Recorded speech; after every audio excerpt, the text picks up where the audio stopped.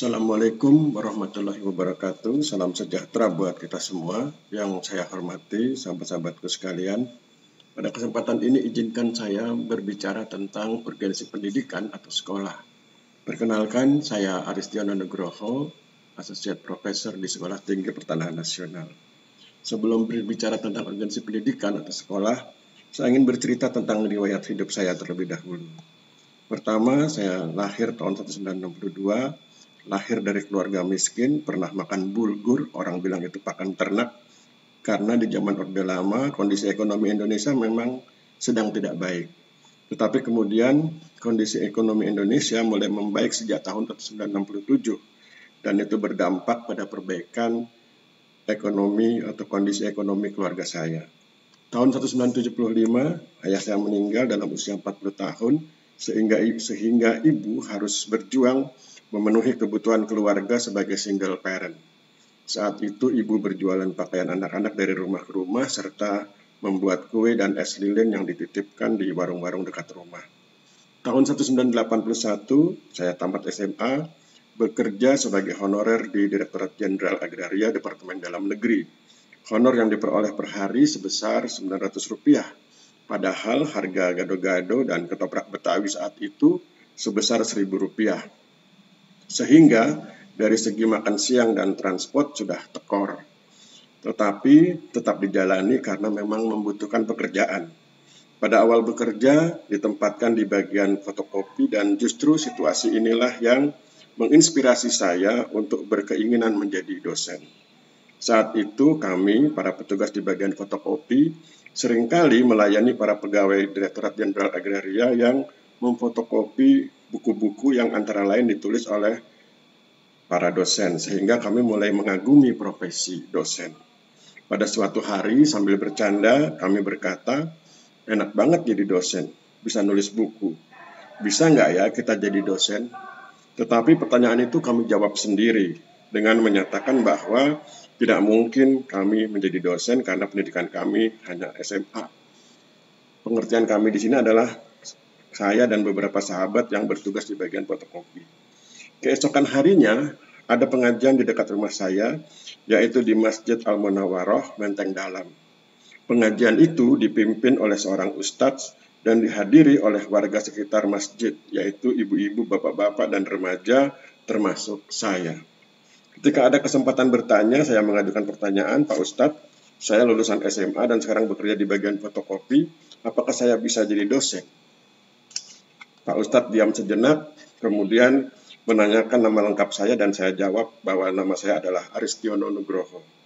Kemudian Pak Ustadz berkata, bisa, kamu Aristiono Nugroho bisa jadi dosen.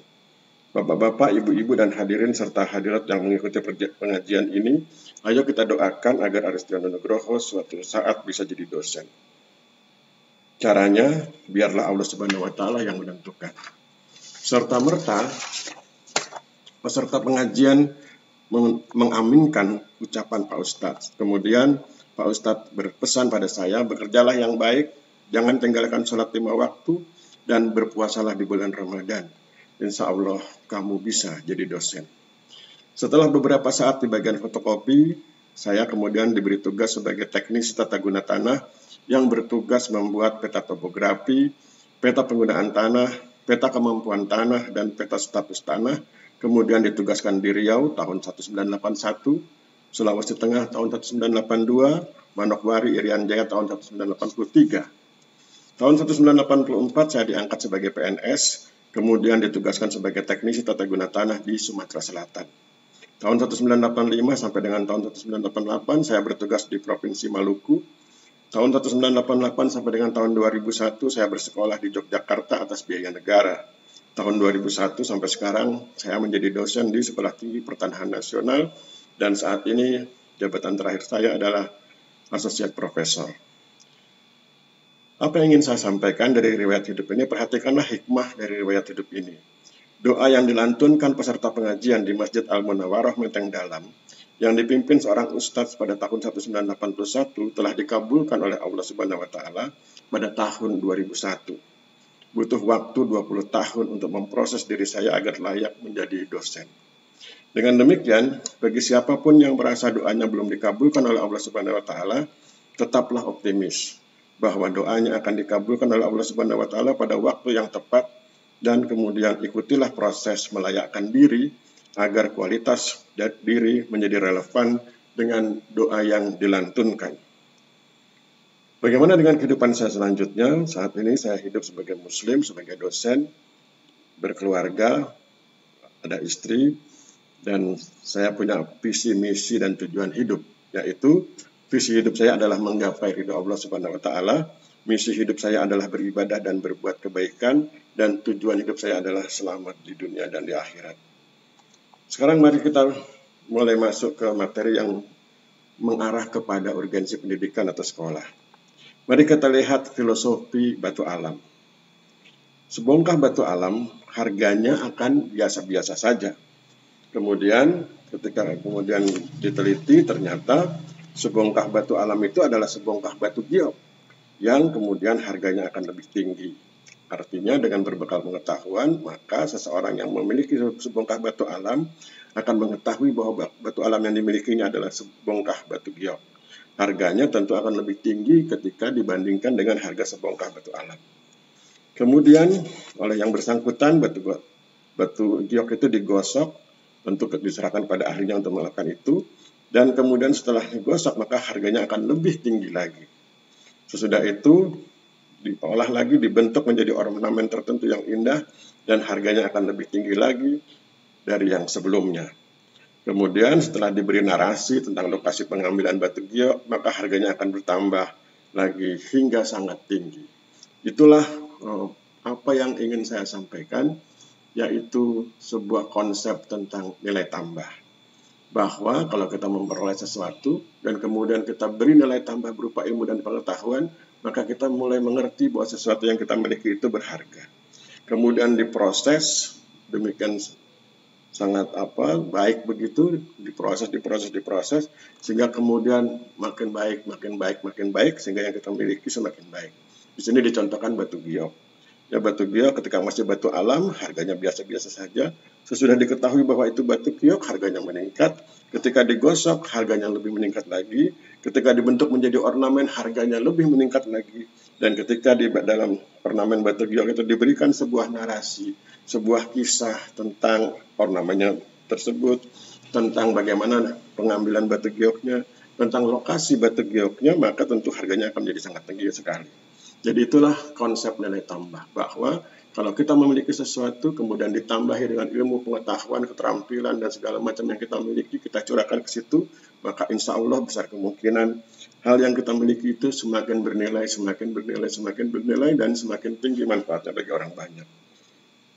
Dan akhirnya kita sampai pada konsep tentang pendidikan, tentang sekolah, bahwa kalau kita ingin memberi nilai tambah berupa ilmu, pengetahuan, keterampilan, dan mungkin ditambah teknologi sedikit, maka itu adalah sebuah konsep tentang pendidikan, tentang sekolah, tentang kuliah, dan hal-hal yang berkaitan dengan itu. Kemudian bagaimana dengan pandangan negatif? Ada pertanyaan negatif di masyarakat yang meremehkan peran pendidikan. Seperti pertama, buat apa sekolah kalau ujung-ujungnya nikah dan yang wanita harus ikut suami. Yang kedua, buat apa sekolah kalau ujung-ujungnya jualan, baik jualan secara konvensional maupun online. Ketiga, buat apa sekolah kalau ujung-ujungnya ngurus anak, terutama bagi wanita. Yang keempat, buat apa sekolah kalau ujung-ujungnya ke dapur. Mari kita bahas. Pertanyaan tersebut akan dianggap benar dan pendidikan akan dianggap tidak penting bila cara pandangnya tidak tepat. Kedua, cara berpikirnya tidak cermat. Biasanya, orang-orang yang cara pandangnya tidak tepat dan cara pikirnya tidak cermat akan memiliki sifat sebagai berikut. Pertama, cara bertuturnya tidak bertenggang rasa. Kedua, cara bertindaknya tidak baik. Ketiga, cara mencari nafkahnya tidak benar. Keempat, cara berikhtiarnya tidak sepenuh hati. Kelima, cara bersikapnya tidak fokus. Keenam, cara menyelesaikannya tidak tuntas. Oleh karena itu, cara pandang dan cara pikir perlu diperbaiki dengan rajin berinteraksi. Berinteraksilah dengan mereka yang memiliki cara pandang lebih tepat dan cara pikir lebih cermat, seperti para ulama, kiai, habaib, ustadz, para guru, dan orang-orang yang di masyarakat dikenal sebagai orang-orang yang bijaksana. Sekarang mari kita bahas 4 pertanyaan negatif di masyarakat yang meremehkan peran pendidikan. Kita ulangi pertanyaan negatifnya itu. Pertama, buat apa sekolah kalau ujung-ujungnya nikah dan yang wanita harus ikut suami? Buat apa sekolah kalau ujung-ujungnya jualan, baik jualan secara konvensional maupun online? Buat apa sekolah kalau ujung-ujungnya ngurus anak, terutama bagi wanita? Buat apa sekolah kalau ujung-ujungnya ke dapur? Mari kita bahas satu persatu. Pertama, pertanyaan negatifnya, buat apa sekolah kalau ujung-ujungnya nikah dan yang wanita harus ikut suami?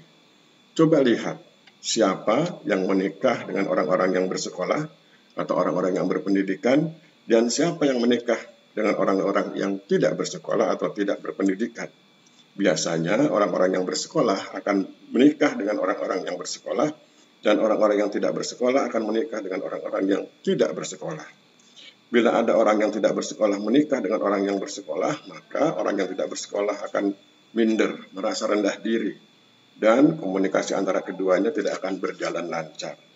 Jadi, berbeda antara orang yang bersekolah dengan orang yang tidak bersekolah, berbeda antara orang yang berpendidikan dengan yang tidak berpendidikan dalam hal menentukan siapa calon suami dan siapa calon istri. Kedua, buat apa sekolah kalau ujung-ujungnya jualan, baik jualan secara konvensional maupun online? Mari kita lihat. Coba lihat cara berjualannya. Perhatikan cara berjualan orang-orang yang berpendidikan atau orang-orang yang bersekolah dengan cara berjualan orang-orang yang tidak berpendidikan atau tidak bersekolah. Ada perbedaan cara berjualan antara orang yang bersekolah dengan orang yang tidak bersekolah. Ketika berjualan, maka orang yang bersekolah akan mengerti tentang hal-hal yang harus dilakukan oleh dirinya sebagai penjual dan mengetahui hal-hal yang dibutuhkan oleh pembeli. Bila saat itu ia belum tahu, maka ia akan mencari tahu, baik dengan cara bertanya maupun dengan cara membaca buku konvensional atau membaca buku elektronik, e-book. Selain itu, ia juga dapat memperoleh pengetahuan melalui media sosial dengan memanfaatkan jaringan internet, Google, YouTube, Facebook, Instagram, dan lain-lain. Perhatikan cara orang yang bersekolah menggunakan internet akan berbeda dengan cara orang yang tidak bersekolah dalam menggunakan internet. Penjual yang bersekolah, penjual yang berpendidikan mengetahui bahwa pembeli menginginkan kesesuaian antara uang yang ia berikan dengan ukuran dan kualitas barang atau jasa yang ia peroleh dari penjual. Maka penjual yang bersekolah, penjual yang berpendidikan akan menjaga ketepatan ukuran dan kualitas barang atau jasa yang dijualnya dan akan bersesuaian dengan harga yang ia tetapkan. Cara berjualan seperti ini akan menciptakan hubungan yang baik antara penjual dengan pembeli. Kesimpulannya, akan berbeda cara berjualan orang yang berpendidikan, orang yang bersekolah, dengan cara berjualan orang-orang yang tidak berpendidikan atau orang yang tidak bersekolah. Ketiga, mari kita lihat pertanyaan negatif berikutnya. Buat apa sekolah kalau ujung-ujungnya ngurus anak terutama bagi wanita? Mari kita lihat, ada perbedaan cara mengurus anak antara orang yang bersekolah, orang yang berpendidikan, dengan orang yang tidak bersekolah atau tidak berpendidikan. Sehingga hasilnya juga akan berbeda, terutama dari segi keagamaan, kesehatan, dan pendidikan. Sesungguhnya mengurus anak bukan hanya tanggung jawab wanita atau istri, melainkan juga menjadi tanggung jawab laki-laki atau suami. Oleh karena itu, wanita atau istri dan laki-laki atau suami harus bekerja sama dalam mengurus anak agar anak memiliki kualitas keagamaan, kesehatan, dan pendidikan yang baik. Agar anak memiliki kualitas keagamaan, kesehatan, dan pendidikan yang baik, maka wanita atau istri dan laki-laki atau suami harus memiliki kualitas keagamaan, kesehatan, dan pendidikan yang baik pula. Jadi, lihatlah atau perhatikanlah perbedaan dalam hal mengurus anak antara orang-orang yang berpendidikan atau bersekolah dengan orang-orang yang tidak berpendidikan atau tidak bersekolah. Keempat, mari kita bahas pertanyaan negatif berikutnya. Buat apa sekolah kalau ujung-ujungnya ke dapur? Mari kita lihat. Bagi keluarga modern, dapur adalah bagian penting dari sebuah rumah. Oleh karena itu, biasanya dapur diatur, ditata, dan diset seindah mungkin. Siapapun Anda, bersekolah atau tidak bersekolah, maka dalam kehidupan normal sehari-hari Anda akan memasak di dapur. Kecuali Anda sedang pesta kebun, maka Anda dan keluarga atau sahabat-sahabat Anda akan memanggang ikan atau daging di kebun. Tetapi dalam kehidupan normal sehari-hari Anda akan memasak di dapur. Dan itu bukanlah hal yang buruk, bahkan merupakan hal yang menyenangkan. Karena Anda dapat bersama anggota keluarga lainnya menyiapkan makanan dan minuman yang paling enak untuk dinikmati bersama keluarga. Pada saat ini, memasak bukan hanya kewenangan wanita atau istri, melainkan juga dapat dilakukan oleh laki-laki atau suami.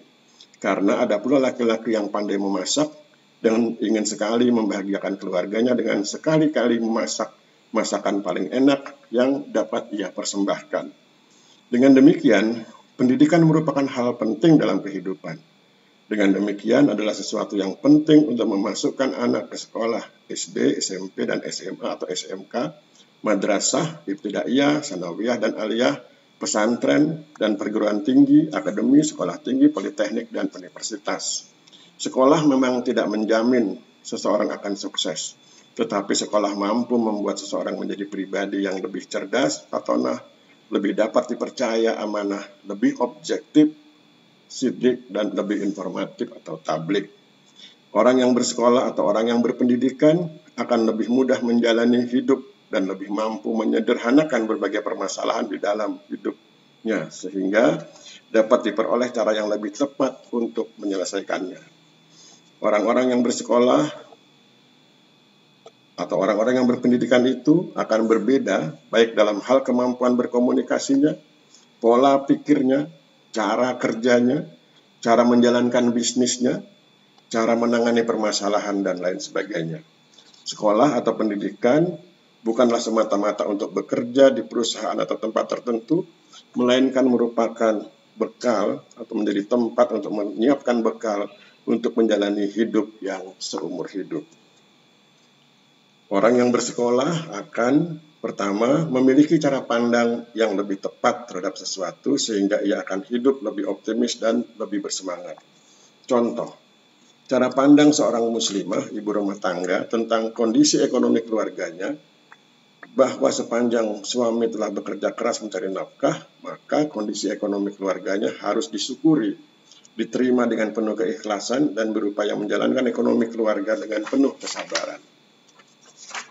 Bila suami dilihat masih kurang bekerja keras, maka istri perlu mengingatkan dan menyemangati suaminya agar rajin dan siap bekerja keras untuk memenuhi kebutuhan keluarga.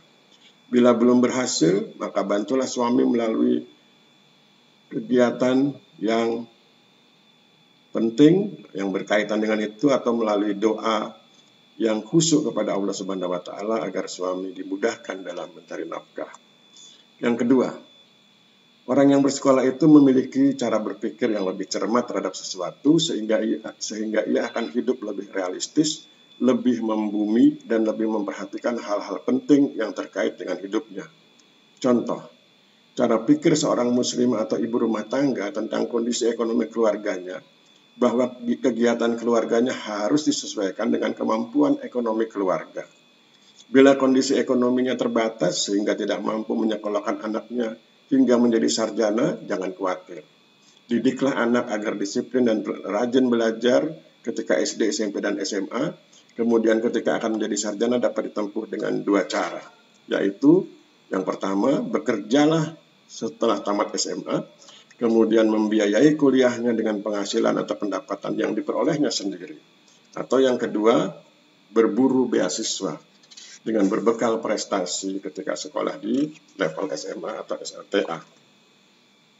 Ketiga, orang yang bersekolah atau berpendidikan memiliki cara bertutur atau cara berkata yang tidak penuh, yang lebih sopan, yang lebih etis, dan lebih penuh tenggang rasa.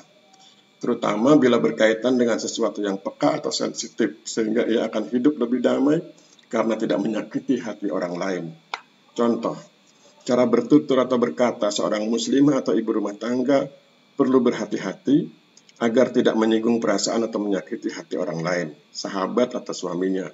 Misalnya ketika akan menasihati suami agar bekerja lebih keras, maka sebaiknya tidak berkata kasar atau memberi perintah pada suaminya agar bekerja keras, melainkan dengan mengajak diskusi suami yang dicintainya tentang kondisi ekonomi keluarga, kebutuhan keluarga, dan beberapa peluang usaha yang bisa digarap atau dikerjakan untuk meningkatkan ekonomi keluarga. Keempat, orang yang berpendidikan atau yang bersekolah memiliki cara bertindak yang lebih baik dalam merespon sesuatu, sehingga ia dapat menyelesaikan masalah dan bukan justru menimbulkan masalah baru. Contoh, cara bertindak seorang muslimah atau ibu rumah tangga dalam merespon perilaku anak yang diketahui kurang jujur, padahal sudah berusia remaja, pelajar SMA, perlu dipertimbangkan masa-masa. Lakukan introspeksi atau periksa kembali cara mendidik yang dilakukan selama ini. Bila ada aktivitas yang memperlihatkan ketidakjujuran, maka perlu diperbaiki. Kemudian ajaklah diskusi yang bersangkutan bahwa kejujuran atau integritas sangat diperlukan dalam perjalanan karir seorang manusia. Selain itu, bangun kesadaran yang bersangkutan bahwa kejujuran dan integritasnya akan sangat bernilai positif di hadapan Allah Subhanahu wa Ta'ala. Tetapi ingatkan yang bersangkutan bahwa kejujurannya harus proporsional atau sesuai dengan situasi dan kondisi yang sedang dihadapi. Misal, yang bersangkutan jangan berkata jujur bila ada seseorang yang ingin membunuh orang lain, dan orang lain tersebut bersembunyi di suatu tempat yang diketahui oleh yang bersangkutan, kecuali bila telah jelas duduk persoalannya dan tidak akan terjadi tindakan main hakim sendiri. Yang kelima, orang yang berpendidikan atau yang bersekolah memiliki cara mencari nafkah yang lebih benar dan tidak sembarangan dalam mencari nafkah, sehingga penghasilan atau pendapatan yang diperolehnya tidak bertentangan dengan ketentuan atau norma agama, sosial, dan hukum negara. Contoh, seorang muslimah atau ibu rumah tangga perlu memperhatikan cara suaminya mencari nafkah. Bila suaminya seorang pedagang, maka barang dagangannya haruslah yang halal dijual dengan cara yang halal.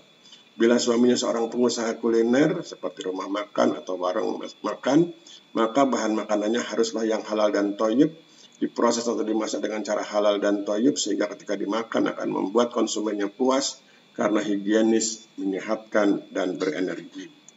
Bila suaminya seorang pekerja, pegawai, atau penyedia jasa, maka hendaklah bekerja tepat waktu, tepat proses, sesuai dengan standar operasional prosedur, kemudian tepat asas dan tepat hasil, baik kuantitas maupun kualitas. Yang keenam, orang yang berpendidikan atau bersekolah memiliki cara berusaha atau berikhtiar yang penuh totalitas dengan tetap berpegang pada ketentuan dan norma agama, sosial, dan hukum. Contoh, seorang muslimah atau ibu rumah tangga perlu memperhatikan cara suaminya berusaha atau berikhtiar.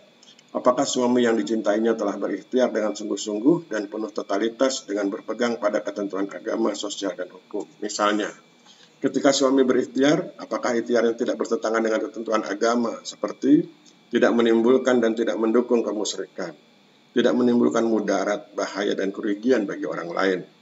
Kemudian, ketika suami berikhtiar, apakah ikhtiarnya tidak bertentangan dengan ketentuan sosial, seperti tidak menimbulkan kegaduhan, pertentangan, dan konflik di masyarakat, dan mendukung terwujudnya keadilan, kesejahteraan, dan harmoni di masyarakat. Atau ketika suami berikhtiar, apakah ikhtiarnya tidak bertentangan dengan ketentuan hukum, seperti tidak menimbulkan tindak pidana negara versus yang bersangkutan karena melanggar norma yang ditetapkan negara atau merugikan negara, misalnya korupsi.